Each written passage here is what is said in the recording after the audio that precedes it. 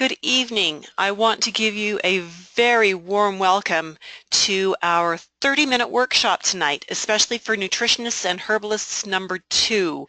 Yes, this is the second time we've done this, and each time we do this, we use a different set of eyes just to help you hone your skills or learn what we're doing. So welcome. Welcome. I'm thrilled that you're here. Even though we're only going to be together for about 30 minutes, I promise that to make this time really worth your while. There are some challenges you might be facing as a nutritionist or herbalist. You might use a really lengthy intake form, and you know what? Your clients hate them. I've done some surveys, and the clients do not like long intake forms. I've spoken with several nutritionists, and some of them tell me their intake forms are 20 pages long. This is not cool. You might also have the challenge of not knowing exactly where to start in your recommendations or in setting priorities for a program for your client. We're going to address that tonight as well. You may find that you're spending a lot of time doing research to do the program development outside of your client time for your clients, and you're not getting paid for it. So you're with your client for an hour, you gather all kinds of great information from them, then you go and you spend another 1 or 2 or 3 or 4 hours putting together a program for them, and you didn't get paid for that time, only to go back and give them this program, and you're going to get paid for the time you're back with them again.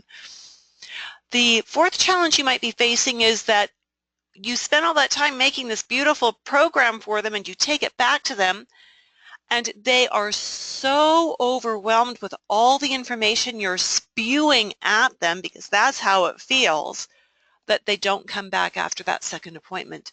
So you spent all of that time thinking, I'm going to impress them, and what you did instead was you overwhelmed them. So how do I know that that's what you are doing? Because I've been there myself. I've totally done that myself. And I've interviewed a lot of holistic practitioners and a lot of nutritionists and herbalists in there to find out that they are doing it too. So I'm thinking you might be doing it just the same. I would like to introduce myself, tell you who I am and what qualifies me to share this amazing information with you that I'm going to be sharing with you. I've been a holistic health coach since 1981. I'm a master herbalist, a holistic nutritionist or a nutritional consultant practitioner, depending on which professional affiliation I'm talking about, certified iridologist, and a teacher of wellness professionals since 1985, wife of 1, mom of 7, grandma of 7, and those are very important badges that I very proudly wear. I've made every mistake that a person can make in a holistic wellness practice. And I've done it while having and raising 7 children. I've invested so much time and money, a lot of it making mistakes. I mean, learning how not to build a business, and a lot of it wisely, not as much of it though, some of it wisely in classes and workshops with mentors who could lead me through the landmines of building a business successfully. My goal is to share so much of that information with you. I want to save you time. I want to save you money. I want to save you frustration. And I want to save you from the discouragement of making the same kind of mistakes that I made. So in order to do that, I'm going to be introducing to you something that is not a new piece of technology to buy. It's just a new way of doing things. I am going to teach you how to eliminate your intake forms, except for the waiver and release form. Everybody should be using a waiver or release form if you are seeing clients professionally for anything from massage to herbs to nutrition to Reiki, everything. They should all be signing waiver and release forms. But I'm going to help you get rid of those lengthy intake forms. I am going to help you to actually start creating rapport from the moment you start the consultation. instead of starting with you looking down to read that huge intake form. I mean, face it, if your intake form is more than a page long, you're not going to read all the details. You're going to miss things. Your clients will not have put things on there that you need to know. The intake form is just so not necessary.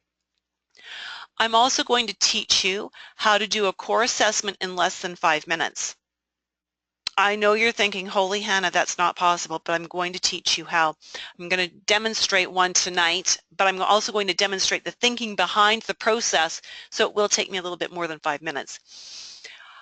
You'll learn how to ask the right questions, to prioritize what needs to be dealt with first for your client, and to create an order of operations list for future consultations. Every one of us who has totally fire-hosed our clients with so much information that they've only come back for that second appointment, if even that, and then they've run screaming and aren't coming back, it's because we didn't prioritize. We didn't break it down into chunks that they could practice and do well with, and then come back and get a little bit more and practice it and do well with it. Put this into context. If you were taking algebra in university and you went in to the very first class, and in that very first class, the teacher asked you, what are your goals?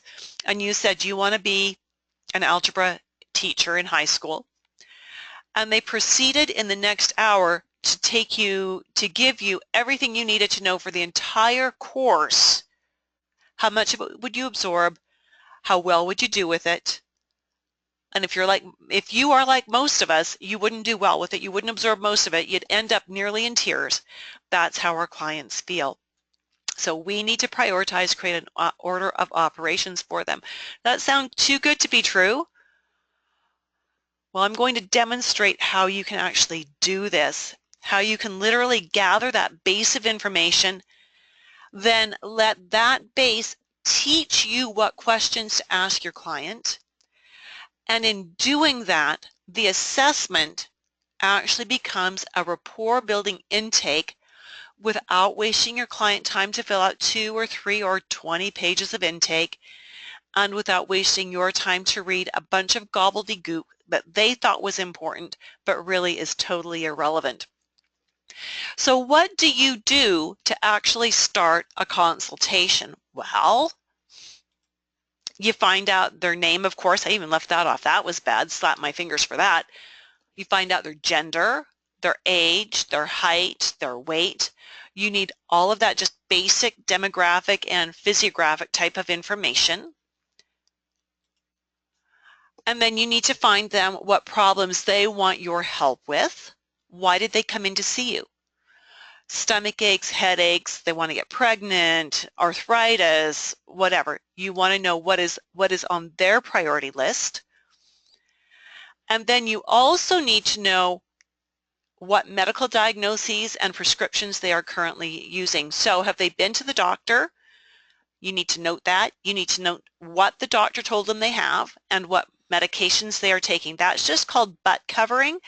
Sorry, for some people, butt's a very strong word. My apologies. That is just your protective barrier. And what I say by that is you need to have proof, unless you are actually a licensed medical professional, that you are not practicing medicine without a license. And when you write down, Dr. Smith diagnosed this as hiatal hernia, patient is using Zantac, right? Then you have identified clearly that you are not the doctor, you are not diagnosing, you are not prescribing, and you are fully aware that your client has sought medical attention. And then to protect your own self, if they have a medical condition that's, whether it's been diagnosed or not, you always ask them, and have you sought medical attention? And when necessary, you need to suggest that they should seek medical attention, just to protect yourself. Now, beyond that, I promised you that I was going to teach you a technique that would not require a bunch of outlay. Indeed, it will not. What you need to do this technique costs about $25. It's equipment that you can buy at Target or Walmart or at a stamp collecting shop. And seriously, the only high-tech thing you need to know to work this is how to change a battery. So what I'm on about here is you need some method of magnification. So these are all different magnifiers, and some method of light, a small light. So this one has a light built in.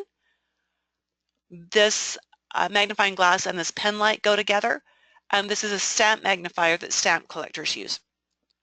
That's all you really need. It's portable, it's inexpensive, and there is so much you can do with this one little set of tools, whether it's a light like this, a set like this, or a light like this, that I think you will be quite amazed.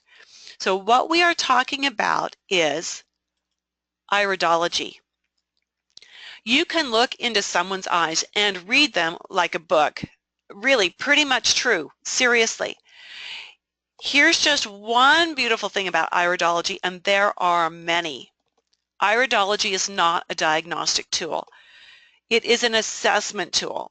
So when you do iridology correctly, you will never get into trouble with diagnosing, which is naming a disease, or prescribing, which is naming a cure.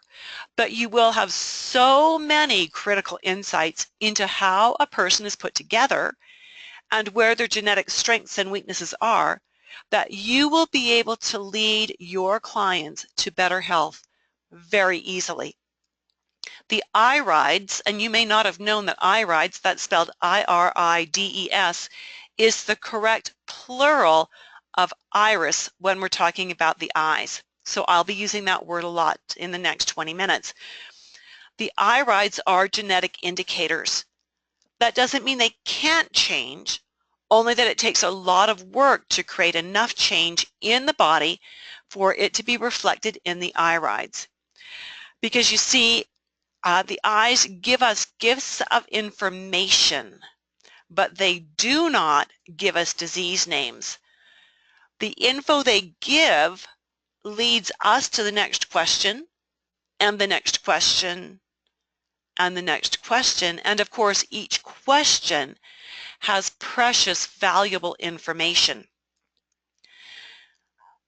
And I use iridology to understand the genetic strengths and weaknesses of a person, and also to create a long-term approach to what I'm going to recommend for them for foods, herbs, supplements, and lifestyle.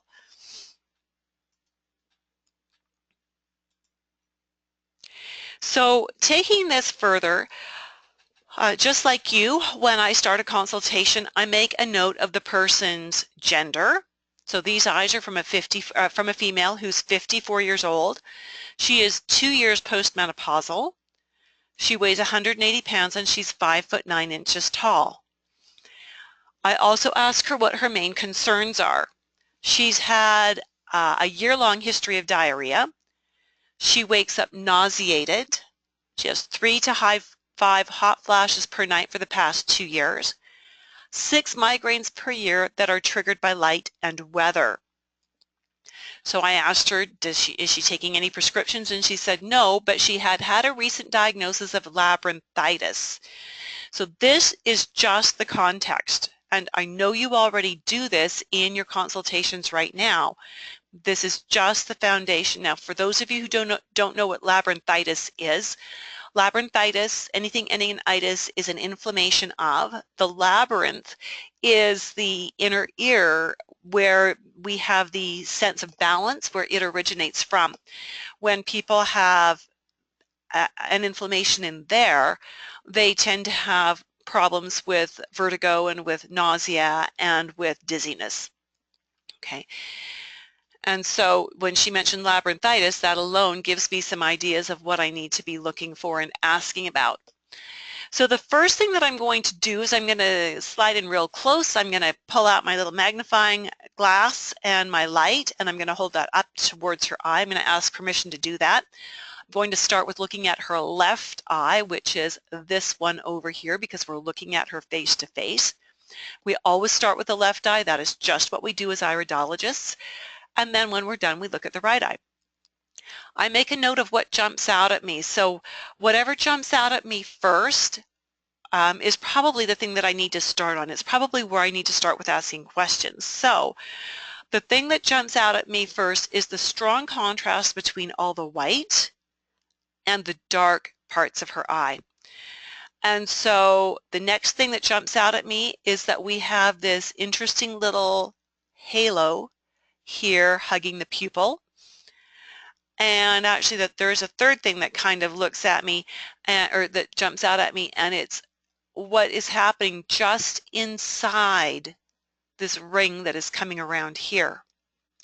Each of these indicators is significant, and this eye tells me so much more. We're going to touch on all of those.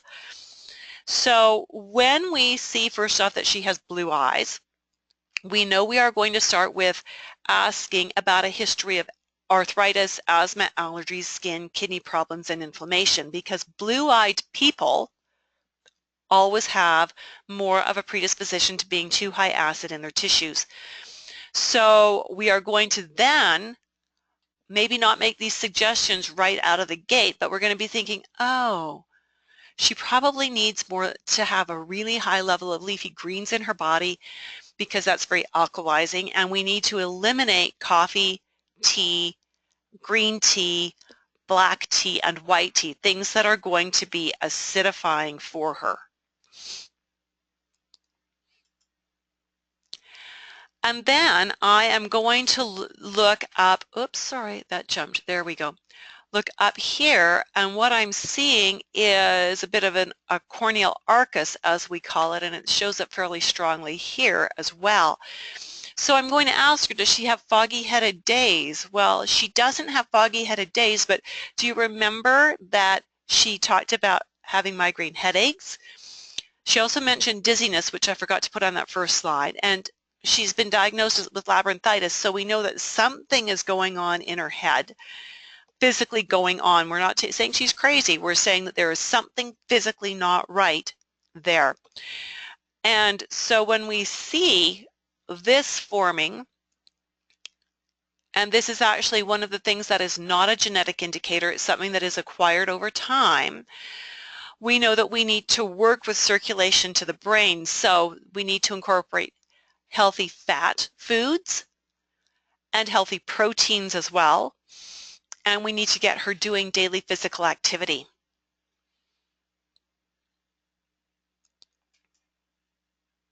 Then I am going to be looking at this stomach halo, this ring that is hugging her pupil. And I'm going to ask her for a lot more detail about her stomach. Now, she's already told me some, but this is where I'm going to delve really deep. I'm going to ask anything and everything I can think of related to her stomach. So I'm going to ask first about digestion, burping, belching, bloating, and flatulence. Does she have any problems with excess air going up, going down, or getting stuck? I'm going to ask her if food sometimes sits heavy on her stomach, that she'll eat it and it just feels like it's not going anywhere. Or are there foods she avoids because she's learned that they would sit heavy? Sometimes, you know, if you ask this first question of if food sits heavy, they'll say, no, not at all. And really it is that they have refined their diet so severely that they're avoiding everything that would sit heavy. And so the real answer to this question would be, yes, there's food that sits heavy. I just don't eat it anymore because I didn't like the way it made me feel. Is that making sense for you? And then I'm going to ask her other questions like, at what point in time in her life did these symptoms start? Is there anything that aggravates her stomach symptoms? Is there anything that makes them better? What was going on in her life when she first noticed these symptoms starting? You get the idea. You really want to dig deep and start making some connections. And then, you know, I could go on and make some recommendations like the ones we've listed here to cut out the acidifying foods, which are so hard on the stomach lining, and to get her drinking water between meals, not with her meals. And those are just the tip of the iceberg of where we could take this. But in all likelihood, I'm actually going to wait till the very end of the assessment before I start making any recommendations, because otherwise what's going to happen is I'm going to start making recommendations for everything that I'm seeing, and by the time we're done, I've fire hosed her again. That's what I'm trying to avoid. Instead, if I hold back and if I work at trying to get to know her on a really, really deep level, then at the end of it, I can make 2 or 3 key recommendations that will have the biggest impact on the most amount of symptoms. And because I've given her so little homework, she will be able to do it much more effectively. So it's so important that you assess where they are and what they can accomplish successfully between appointments. You and your client are far better off if you give way less homework and have it done very well, get those results, than either of you would be if you gave her pages and pages of homework and she kind of haphazardly did 1 or 2 things.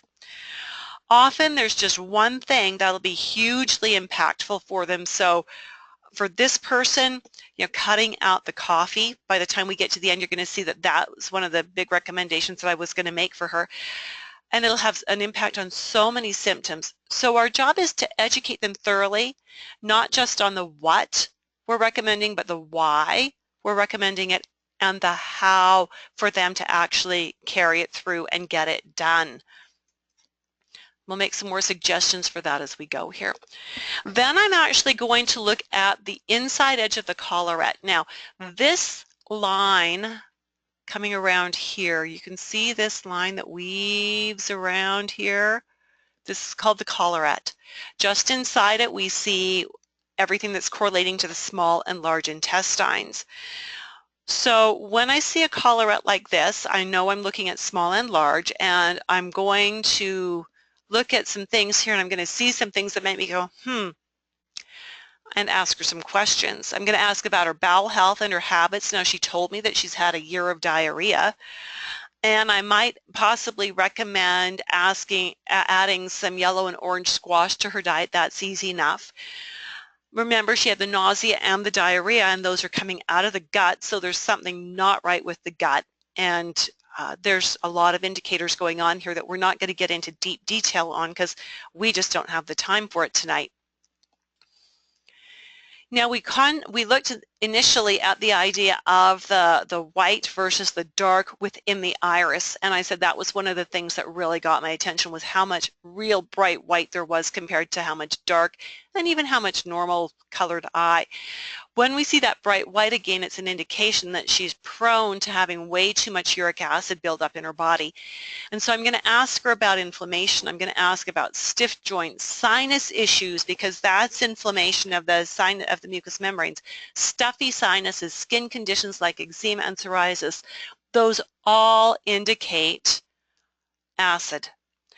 And so some suggestions we can consider: cutting out milk, cheese, yogurt, cottage cheese, cut out white flour, refined sugar, keep the red meat down to 2 small servings per week. Now, as nutritionists, and most of you have a nutrition background, I believe, what you recognize that these are all things that create mucus and acid, and so we're going to be eventually leading her down that path to get control of the acid. Now, if she does that, her eyes aren't going to change.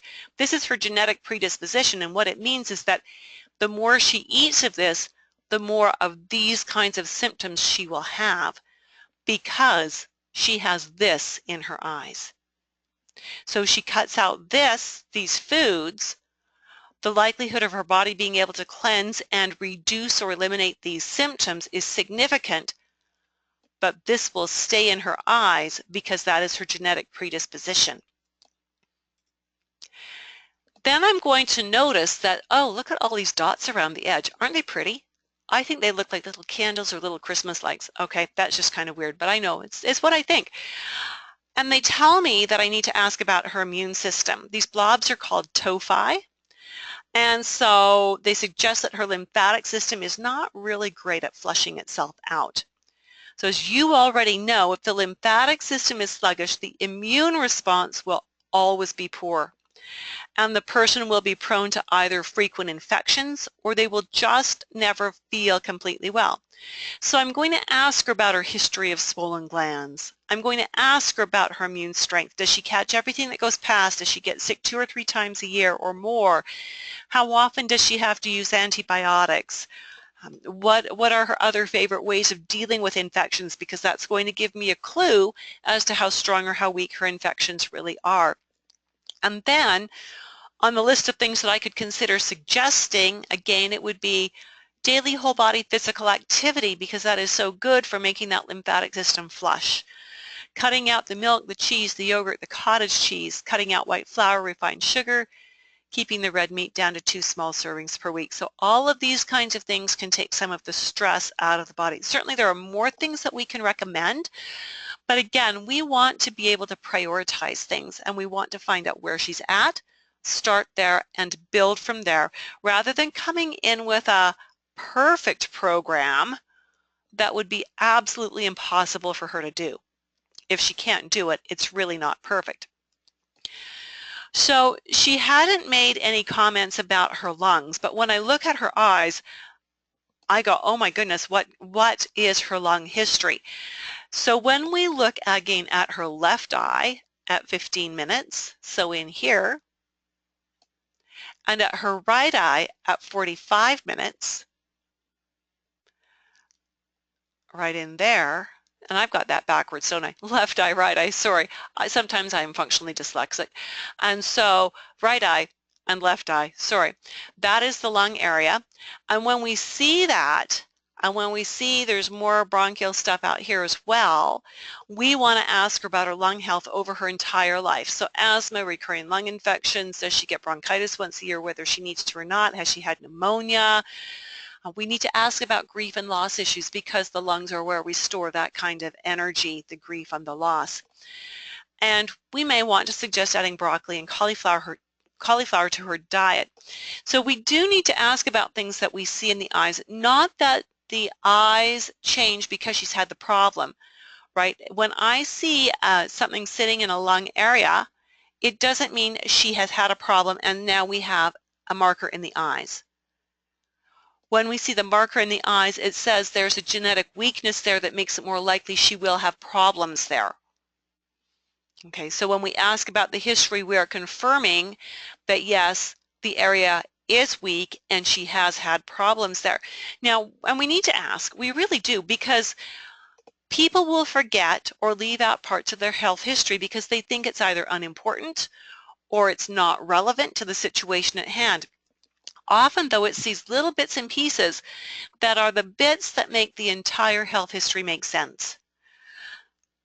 And so we need to keep that in mind, that things that they might blow off as being unimportant may actually be very critical pieces. So, as we're looking at her and we're talking about her lungs and she's telling us, no, there's no problems, then we need to ask about childhood. We need to ask about grief issues. And if she says, oh yeah, I was hospitalized for really serious bronchitis and mom didn't leave the bedside for like 6 days because they were so afraid I was going to die. Okay, good. Well, not good that it happened, but good. Now we've got information. Then I want to ask, and what happened before that, to find out if there was an emotional trigger or if there was something else going on that stimulated that problem and made that problem happen. So in the end, now, and I'm admitting that took us more than 5 minutes because I was talking you through all of my thinking process, but that was a fairly complete analysis. A few other things we could have nitpicked on probably. But when I do an iris analysis as an intake interview, I typically take about 45 minutes because I'm asking my client the questions. See something in their eyes, ask them about their history, about how they feel, get their comments, get a dialogue going, creating rapport. The beauty of this is your client feels heard. The more heard they feel, the stronger that rapport is. The stronger that rapport, the more likely they are to follow through, the better results they're going to get, the more they're going to want to come back to get more good results. Now, iridology is in and of itself constitutional, so it shows genetic potential. We can gather a lot of information, though, by looking at the whites of the eyes. So what I'm suggesting here is that when we look at the iris and we see the constitutional build, we look at the whites and we see the current, what's happening now. So when we see a blood vessel like this, where it gets fat and it tapers down, we know that there's congestion in the body somewhere. When we see a blood vessel like this that creates a fork, we know there's been a trauma in the body that has created some congestion as well. Those are the kinds of things that we're going to cover in some advanced classes. So just as iridology shows areas in a reflex sort of way, because when we say that this is the stomach, we're not saying this is the stomach, we're saying this is an area of the eye that correlates to the stomach. Same happens with the sclera. So when we're saying that this indicates trauma, we don't mean that they've been punched in the eye. We mean that there's been a trauma to another body part that has not been resolved, and we see this indicator in the eye that that is what's happening.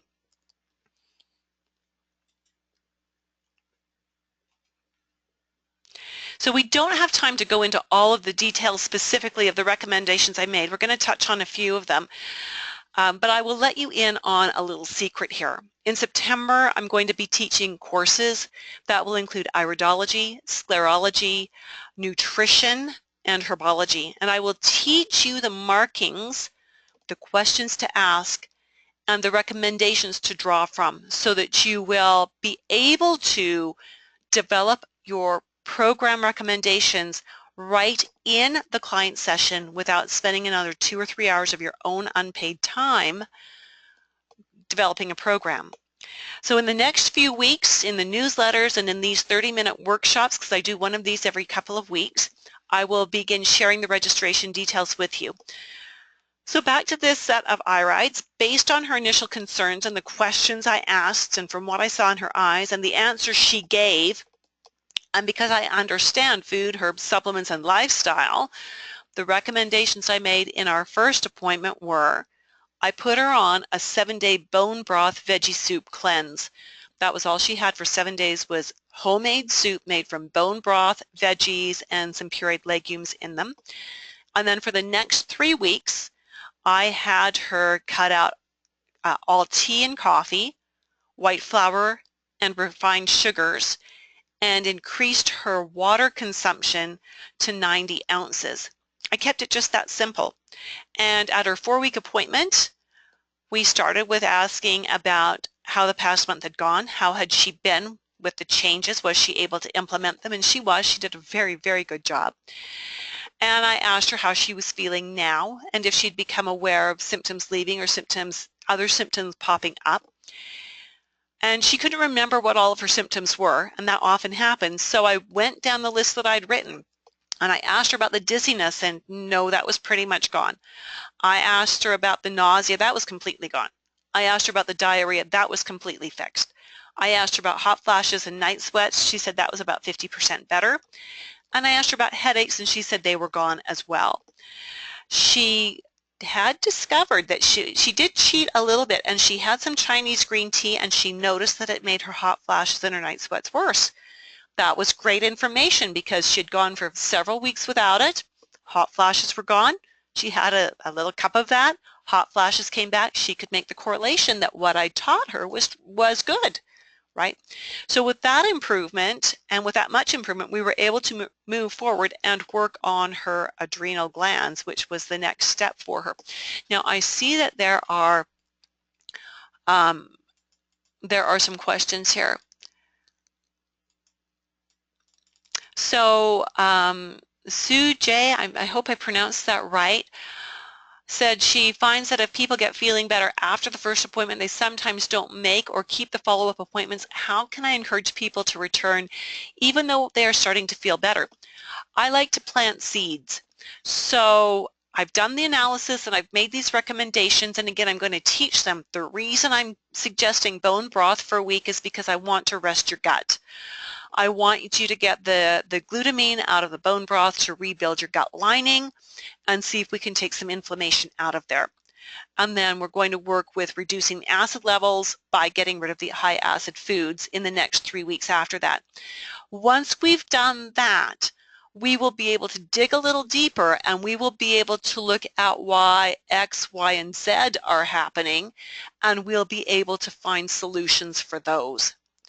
So I'll address several of her key issues, but not all of them in the first appointment, and each time they come, each time a client comes in and we've worked on things, I will let them know that in the next appointment, this is what we're going to be doing, so that they know that there is still more improvement that they can feel, they can still have more benefits, and you've planted that seed that they'll be coming back and that this is what you'll be working on.